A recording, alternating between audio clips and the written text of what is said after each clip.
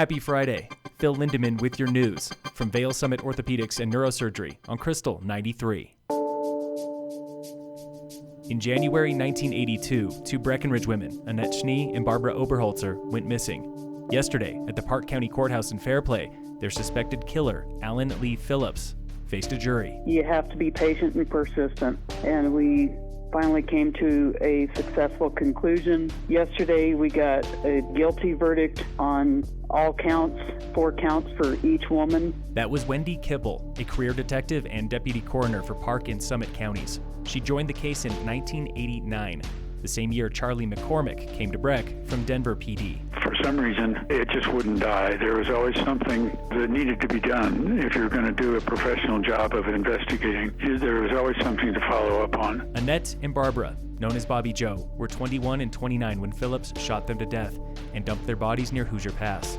Many, including their families, were convinced Bobby Joe's husband, Jeff, was guilty. As a result of a couple of years' investigation, we're pretty confident that he was not out of his house in Alma at the time of the murders. The hunt for the killer led Kipple and McCormack to 12 states, Canada, and the UK. Their best evidence was a piece of Bobby Joe's clothing, marked with the suspect's blood. We just kept testing it, and nothing would come up. 38 years after the murders in 2020, Kipple sent the samples to a genetic database. And it took her over a year to comb through over 13,000 individuals. A match led them to Phillips, a retired car mechanic, now in his 70s.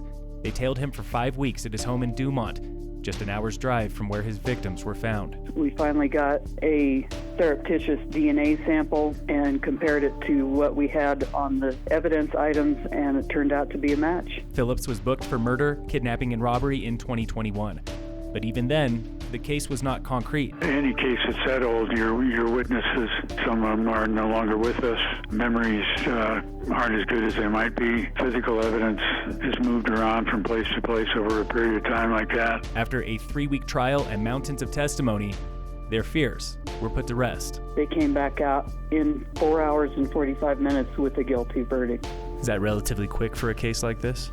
That is very quick. For a 40-year-old murder case, that is really fast. I think it's a good example of police work, is that you just, or anything in life really, you have to know when to hold them and when to fold them, and in this case we went the right way. This is Kipple's second resolved cold case of summer. Just last week, she identified a Virginia man who took his own life in 2012 in the 10-mile range. It's a huge relief. It's such a big weight off of me now, and that we've been able to bring families closure. That's my driving force in doing this job. McCormack, now 83 and still living in Breck, says this is his final case. I think in my case, or in a lot of cases that I've known other cold case detectives work, is that you're just really concentrating on the truth. You're trying to find out what happened and who did it. Pretty basic stuff, really. Phillips is sentenced in November and faces life in prison. His attorneys plan to appeal. Local fire danger is back down to moderate starting tomorrow after a rainy and chilly week. Still no fire restrictions in Summit. In sports, the Rockies are playing the Cubs right now, and on Sunday the Broncos face the Texans at home on CBS.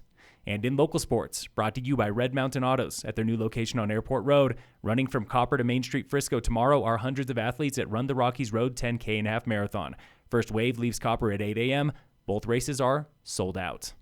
All Summit High sports are off today. Tomorrow, Summit Girls Rugby is hosting the Home Sevens tournament. Volleyball plays Steamboat at home. Cross country is running at the St. Vrain Meet in Lyons. Phil Lindemann with your news from Vail Summit Orthopedics and Neurosurgery on Krystal 93.